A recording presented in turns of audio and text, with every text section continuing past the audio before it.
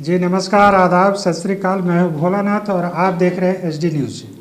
Viewers, आज चर्चा का क्या विषय होगा ये किसी से छुपा नहीं हुआ। पूरे देश और कई राज्यों की नज़रें बिहार की सियासत पर टिकी हुई थी।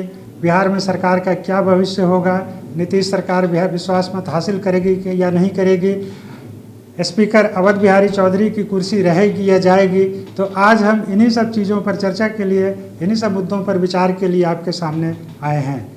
हम आपको शुरू में थोड़ा सा ये बता देना चाहें कि कई डिजिटल मीडिया प्लेटफॉर्म अलग अलग तरीके से खबर चला रहे थे कि सरकार गिर जाएगी, सरकार गिर जाएगी।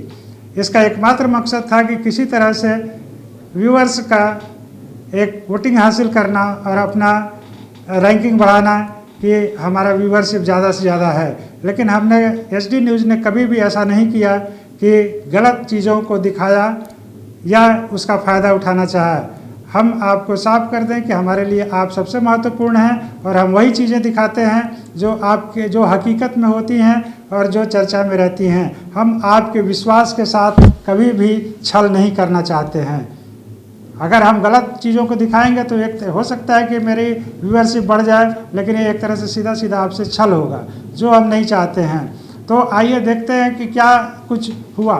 थोड़ा सा पहले ले चलते हैं आपको, जबकि हम लोगों ने ये खबर 2-3 दिन पहले चलाई थी कि सरकार विश्वास मत हासिल करेगी और अध्यक्ष की कुर्सी, अवध बिहारी चौधरी की कुर्सी, स्पीकर की कुर्सी, बिहार विधानसभा के अध्यक्ष की कुर्सी एक तरह से नहीं रह पाएगी, नहीं टिक पाएगी, जो कार्य संचालन नियमावली की प्रक्रिया है।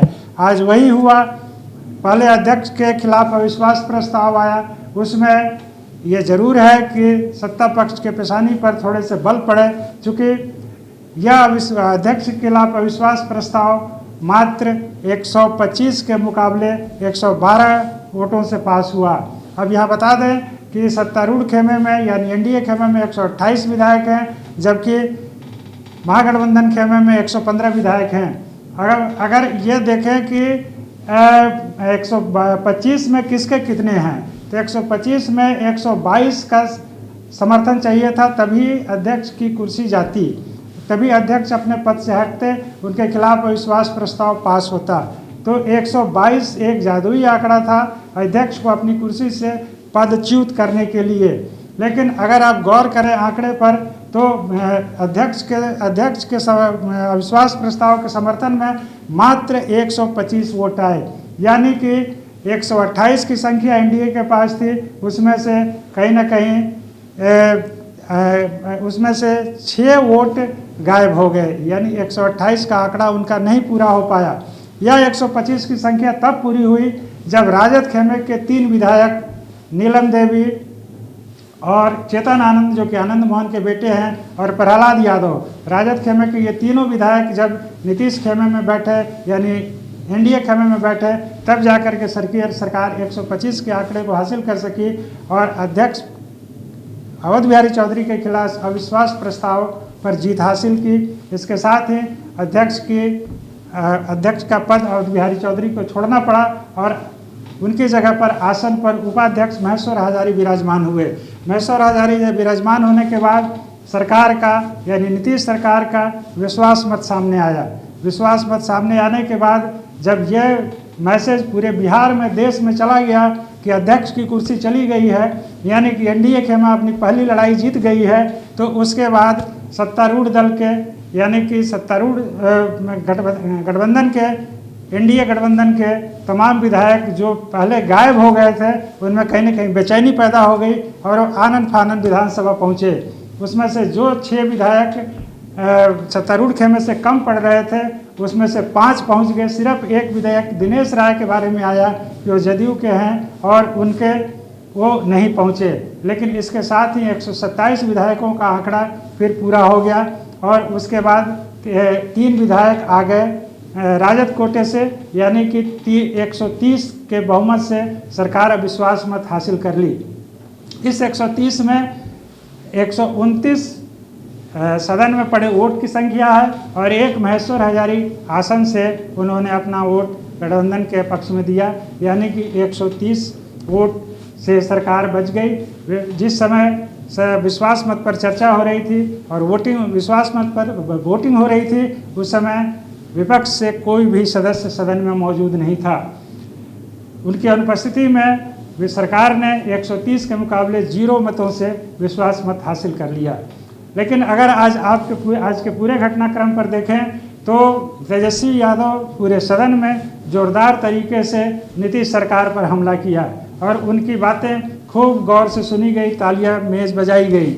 लेकिन जवाब में जब सत्तारूढ़ दल को बोलने की बारी आई तो सम्राट चौधरी भी उसी तीखे तेवर में उनके आरोपों का, आक्षेपों का पुरजोर तरीके से जवाब दिया। मुख्यमंत्री नीतीश कुमार का कि एक घोषणा सदन में यह काफ़ी मायने रखती है कि राजद के विभाग चला रहे हैं, जो नेता चला रहे थे उनके महकमों में हुई गड़बड़ियों की सरकार जांच कराएगी।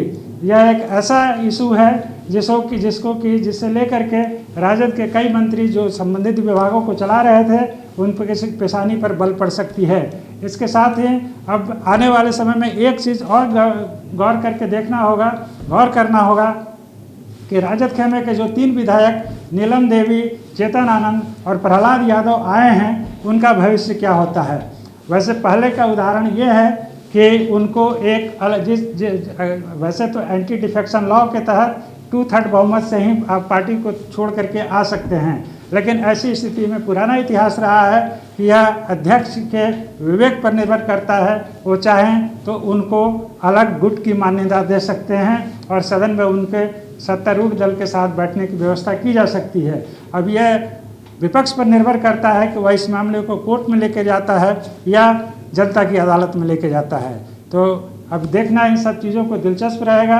अभी तक भाजपा ने अध्यक्ष पद के लिए अपने नाम का खुलासा नहीं किया है। यहाँ बता दें आपको कि जो अभी नई सरकार बनी है, एनडीए सरकार बनी है नीतीश कुमार की अगुवाई में, उसमें अध्यक्ष की कुर्सी भाजपा कोटे के नेता के लिए जानी है, लेकिन अभी तक किसी नाम की चर्चा नहीं हुई है।